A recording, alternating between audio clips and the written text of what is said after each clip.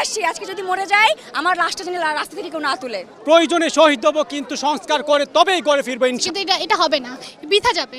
আমরা ঢাবি স্টুডেন্ট কালকে যেভাবে মার খেয়েছি, আমাদের ভাইদের যেভাবে মেরেছে, আমি নিজেও ইনজুরিতে আছি, আমি তারপর আজকে আন্দোলনে আসছি। আমরা কিন্তু মানে দমে যায় না, এটা জাস্ট বোঝানোর জন্য যে ইনজুরি থেকে এই জন্য উঠে আসছি যে ঢাবির এখন পর্যন্ত কোনো আন্দোলন কিন্তু বৃথা যায় নাই। এখন পর্যন্ত বাবাকে বলে আসছি আজকে যদি মরে যাই আমার লাশটা যেন রাস্তা থেকে কেউ না তুলে।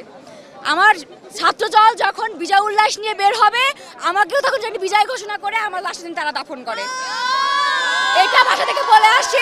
এখন কি হবে সেটা পরে দেখা যাবে ইনশাআল্লাহ।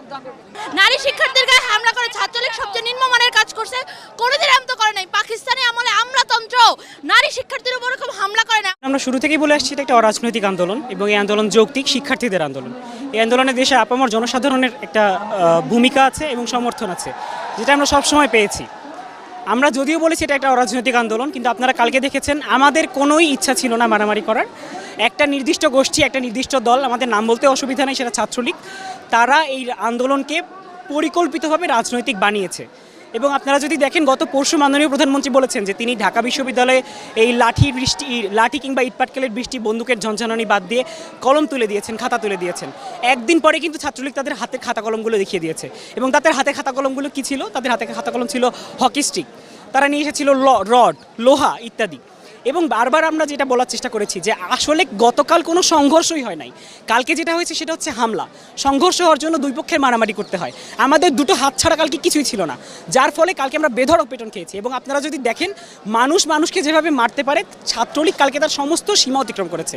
মেয়েদের গায়ে হাত তোলা হয়েছে, মেয়েদেরকে গায়ে পাথর বৃষ্টি করা হয়েছে এবং সেখানে কাউকে ছাড় দেওয়া হয় না। তার একটা কুকুর পর্যন্ত আছে আমাদের কার্জন হলে, কুকুরটাকে পর্যন্ত ছাড় দেয় না, কুকুরের মাথায় পর্যন্ত বাড়ি মেরেছে।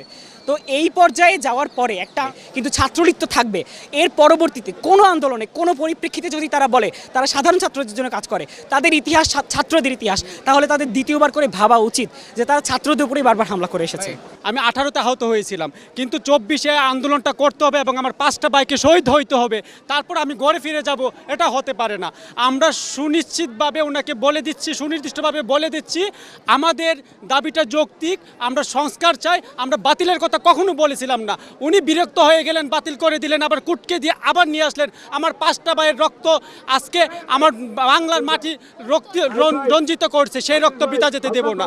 আমরা অবশ্যই প্রয়োজনে শহীদ হব, কিন্তু সংস্কার করে তবেই করে ফিরবো ইনশাল্লাহ। এই যে ছাত্রীদের গায়ে হাত তোলা হয়েছে, এটা কিন্তু সরকার অবশ্যই সরকারের কানে গেছে, কিন্তু সরকার কেন স্টেপ নিচ্ছে না? তারা কেন পদক্ষেপ নিচ্ছে? সরকার কিন্তু একটা নারীর গায়ে এভাবে হাত তোলা হচ্ছে, হাত দিয়েছে, কিন্তু তারা কোনো পদক্ষেপ নিচ্ছে না। কেন নিচ্ছে না? সরকার কেন চুপ করে আছে? আমরা কিন্তু সরকার বিরোধী আন্দোলনে নামি নাই, আমরা নামছি আমাদের অধিকারের জন্য। আমরা দেশের নাগরিক, আমরা নিজের অধিকার, অবশ্যই আমরা নিজের অধিকার নিয়ে বলতে পারবো, রাজপথে নামতে পারবো। এটার মানে এই না যে সরকার বিরোধী আন্দোলন আমরা নামছি। আমরা কি হয়ে গেলাম? রাজাকার হয়ে গেলাম। ভাই আমরাও বাঙালি, আমাদের দাদাদের বাপেরাও যুদ্ধ করছে, আমরাও মুক্তিযোদ্ধার ভাই সন্তান, আমরাও কিন্তু কোটা পাই।